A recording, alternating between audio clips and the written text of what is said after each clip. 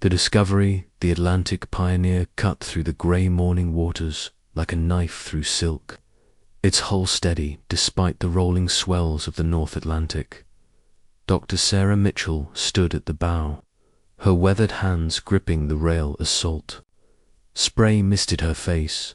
For 15 years, she had dedicated her life to understanding the mysteries hidden beneath Earth's vast oceans, but today felt different. The ocean seemed to be holding its breath, waiting. Captain Marcus Torres approached. From behind, his heavy boots announcing his presence on the metal deck. The former naval officer had traded his military uniform for civilian clothes years ago, but he still carried himself with the bearing of a man who had commanded respect in dangerous waters. His dark eyes scanned the horizon with practiced efficiency. "Dr. Mitchell, we're approaching the target coordinates," Marcus said, his voice carrying the slight accent of his Puerto Rican heritage. "The crew is ready to begin the deep-sea mapping operation whenever you give the word." Sarah nodded, pulling her jacket tighter against the cold Atlantic wind. They were positioned over one of the deepest and least explored sections of the North Atlantic, nearly 3 miles below the surface. Their mission was simple in theory, but complex in execution. Use advanced sonar technology to map the ocean floor and identify any geological formations that might indicate underwater volcanic activity. "Let's begin," Sarah said, turning toward the ship's main laboratory. "I have a feeling we're going to find something interesting down there." Inside the climate-controlled lab, Dr. James Chen was already at work, his fingers dancing across multiple computer keyboards as he calibrated the ship's most advanced sonar systems. James was a brilliant oceanographer who had spent the last decade developing new ways to see into the deepest parts of the ocean. His black hair was perpetually messy, and his thick-rimmed glasses reflected the glow of multiple monitors. "Sarah, you need to see this," James called out, not looking up from his screens.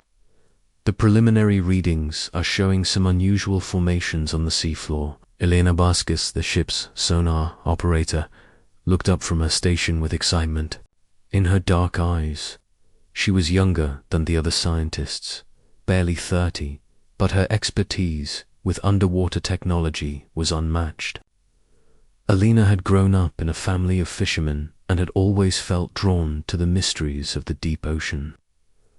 "The sonar is picking up structures that don't match any natural geological formations I've ever seen," Alina said, adjusting her headphones. "They're too regular, too symmetrical. Take a look at this." Sarah moved to Elena's workstation and studied the sonar display. Green lines swept across the black screen, painting a picture of the ocean floor thousands of feet below their ship.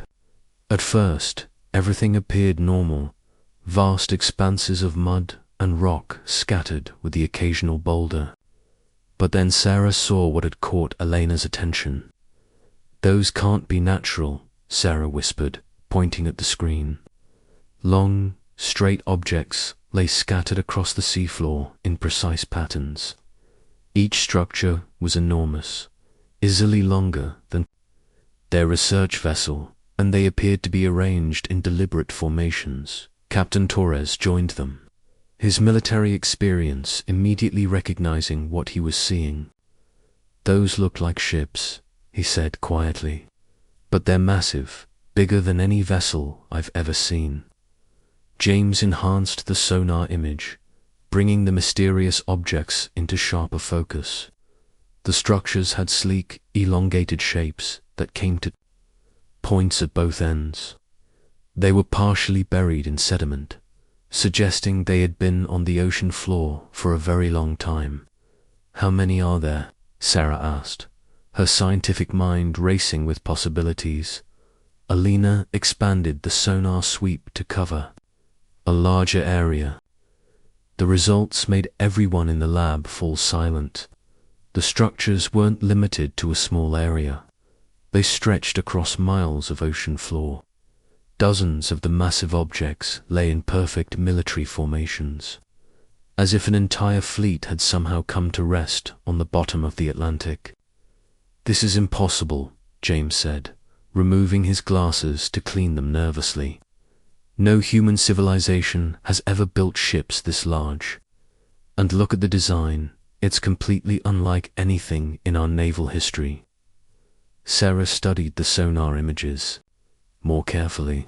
The ships, if that's what they were, showed no signs of damage or decay despite what appeared to be centuries of underwater exposure. Their hulls were smooth and curved, almost organic in their design. "We need to get a closer look," Sarah decided. "Prepare the deep-sea submersible." Captain Torres shook his head.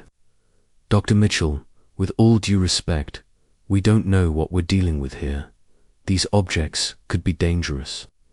"That's exactly why we need to investigate," Sarah replied firmly. "We're scientists, Marcus. This could be the discovery of a lifetime." Over the next several hours, the team prepared their most advanced underwater vehicle for descent. The submersible, nicknamed Deep Eyes, was equipped with high-definition cameras, sample collection tools, and communication equipment that would allow them to stay in contact with the surface. Alina volunteered to pilot the submersible, her expertise with underwater vehicles making her the obvious choice. As she descended through the dark water, her cameras transmitted incredible footage back to the ship above. The ocean grew darker and more mysterious with each 100 feet of depth. "I'm approaching the first structure now," Elena's voice crackled. "Through the communication system, you're not going to believe what I'm seeing." The submersible's powerful lights illuminated the seafloor, revealing the full majesty of the mysterious ships. They were even more impressive up close, their hulls covered in strange markings and symbols that didn't match any known human language. Sea life had made homes on their surfaces, but the underlying structure remained perfectly preserved. "The metal composition is unlike anything I've ever seen," Alina reported, using the submersible's analysis tools to examine the hull. "It appears to be some kind of alloy that's completely resistant to corrosion." As Alina moved her submersible along the length of one ship, she made an even more startling discovery. "There are symbols carved into the hull," she said, "but they're not random. They form patterns, almost like writing." Sarah felt her heart racing as she watched the footage. "Can you get samples of the hull material?" "I'll try," Alina replied, maneuvering the submersible's mechanical arm toward the ship's surface. But as soon as the sampling tool made contact with the hull, something unexpected happened. A soft blue light began to emanate from the point of contact, spreading outward across the ship's surface like veins of energy.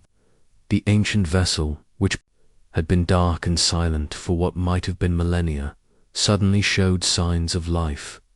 "Alina, get away from there," Captain Torres shouted into the communication system, but it was too late. The blue light had spread across the entire ship, and now it was jumping to the other vessels on the sea floor.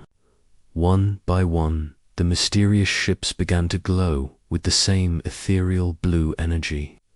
"The electromagnetic readings are off the charts," James reported from his monitoring station. "These ships are generating massive amounts of power." Alina struggled to control her submersible as energy waves pulsed through the water around her. "I'm reading structural movement," she said, her voice tense with concentration. "I think these ships are trying to rise." On the surface, the crew of the Atlantic Pioneer watched in amazement and terror as the ocean began to churn and bubble. The water around their ship started to glow with the same blue light that was emanating from the seafloor. "All hands, prepare for emergency procedures," Captain Torres announced over the ship's communication system. We may need to evacuate the area quickly. But Sarah couldn't tear herself away from the monitors showing Elena's footage. The ships on the ocean floor were definitely moving now, their ancient systems coming online after countless years of dormancy. Whatever technology powered these vessels was far beyond anything humanity had ever developed.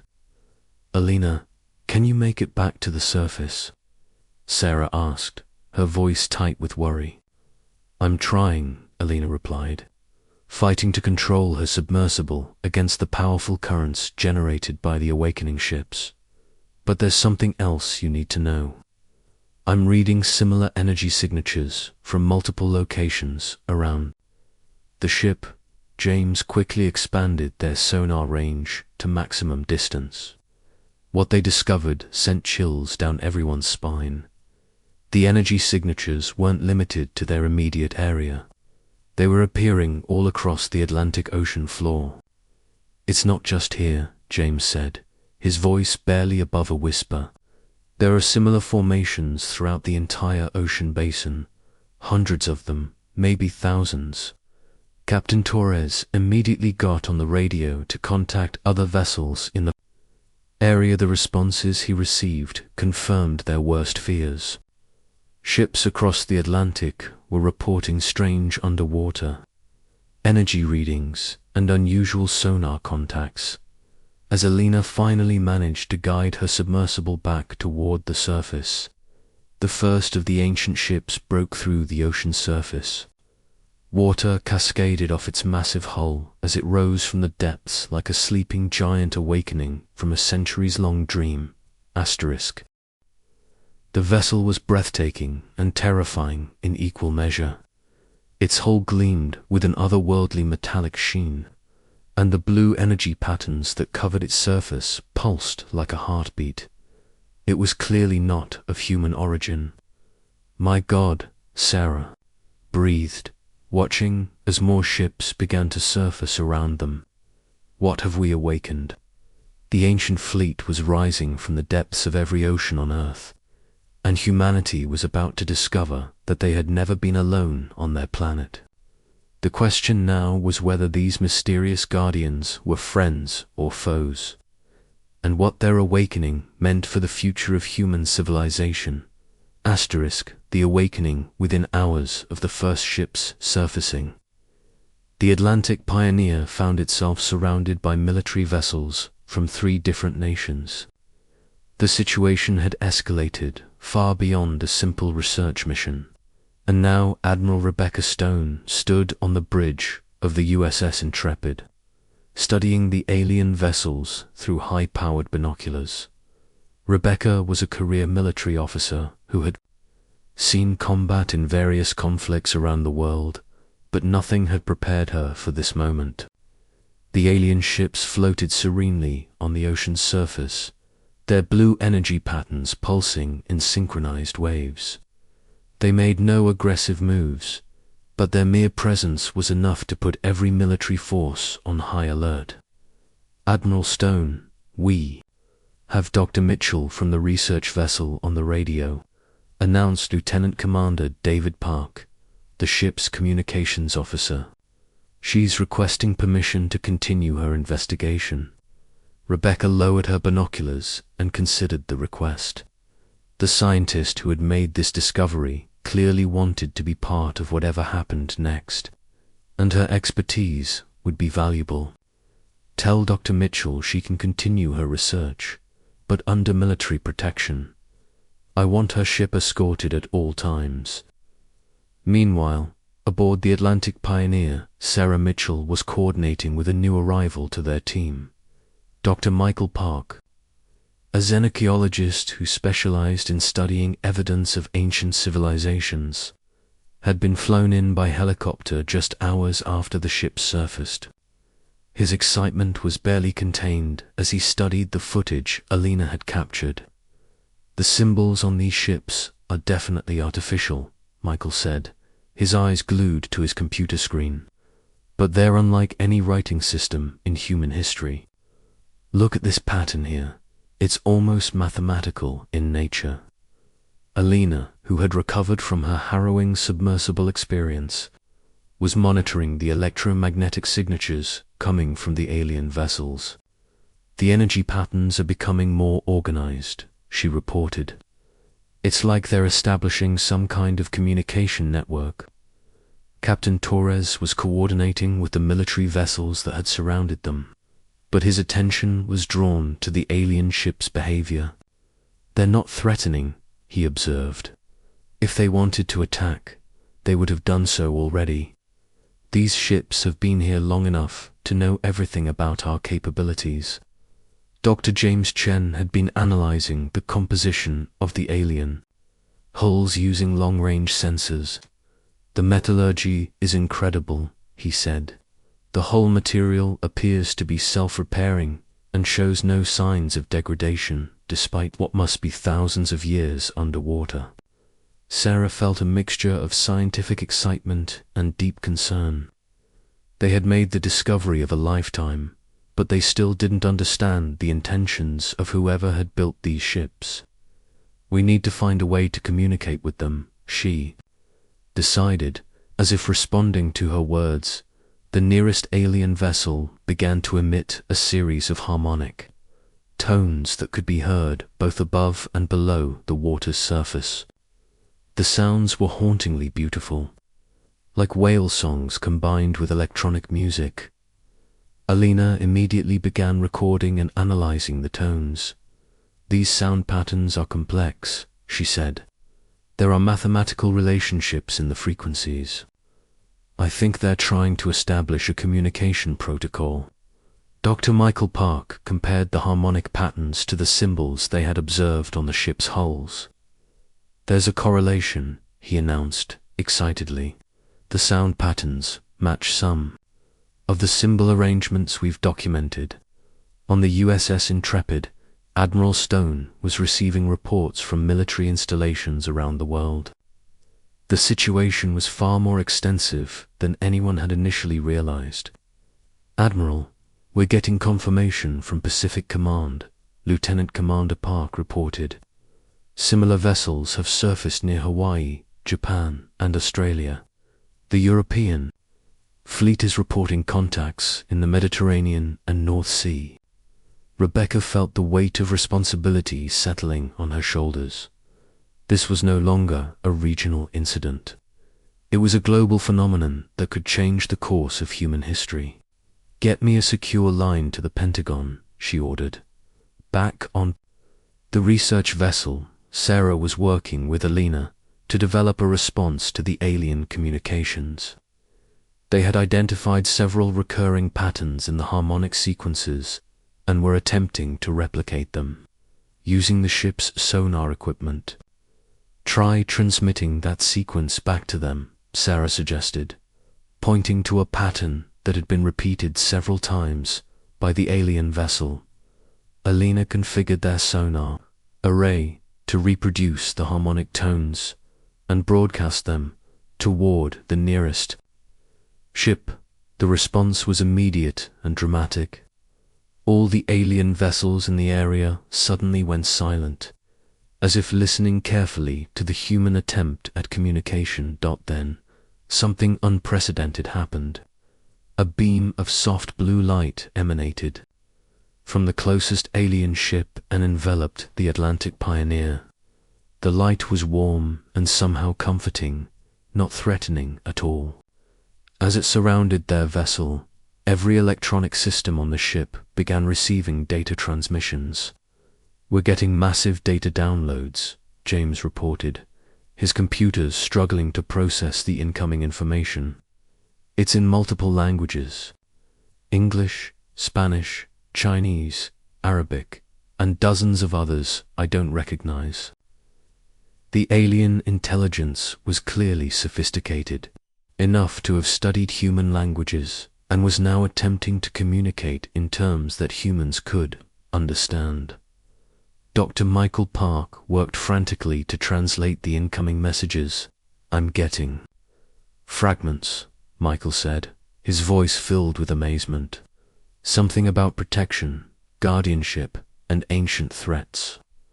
They're calling themselves something that translates roughly to the Watchers. Sarah felt goosebumps rise on her arms. As the implications became clear, "They've been protecting us," she whispered. "These ships have been guarding Earth."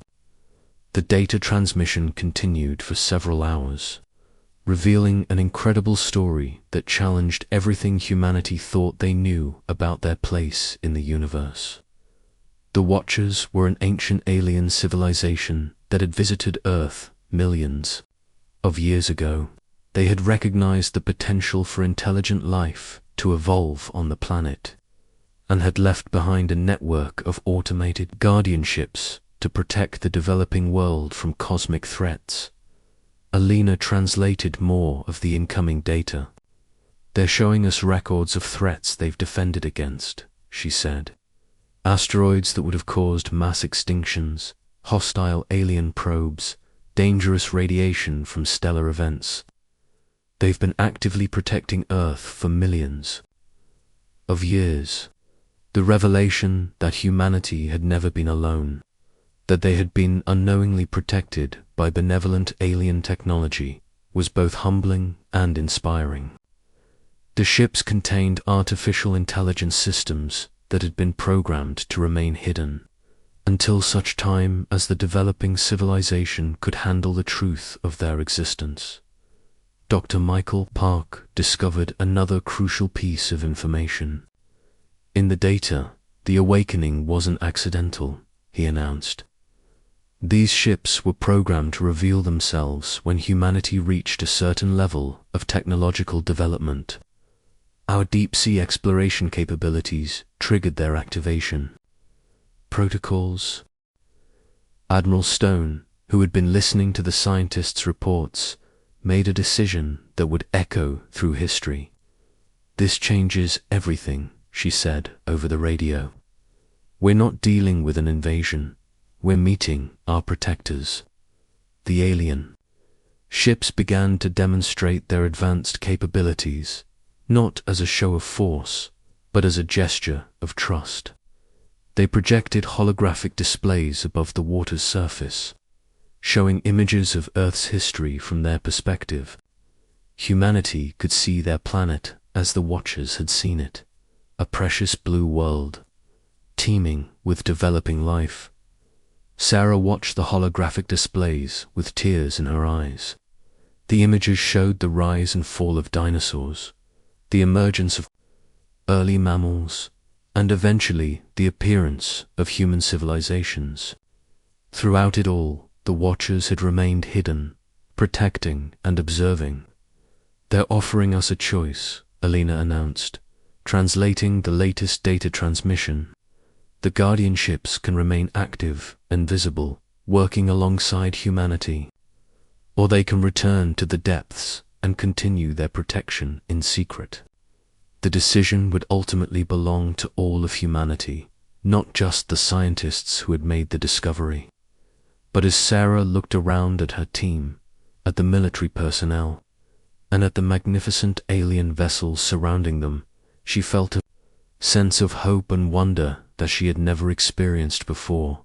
Captain Torres, who had remained skeptical throughout the encounter, finally spoke up. "In all my years at sea, I thought I knew what was out there," he said quietly.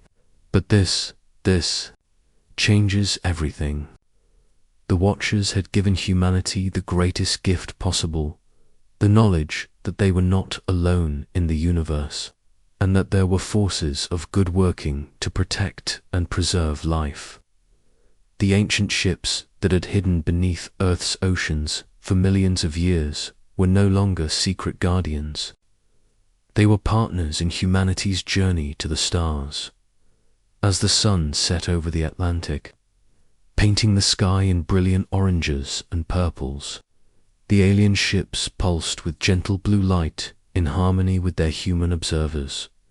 The age of hidden protection was over, and the age of cooperation between species had begun. Humanity had always wondered if they were alone in the universe. Now they knew they never had been, and they never would be again. Asterisk.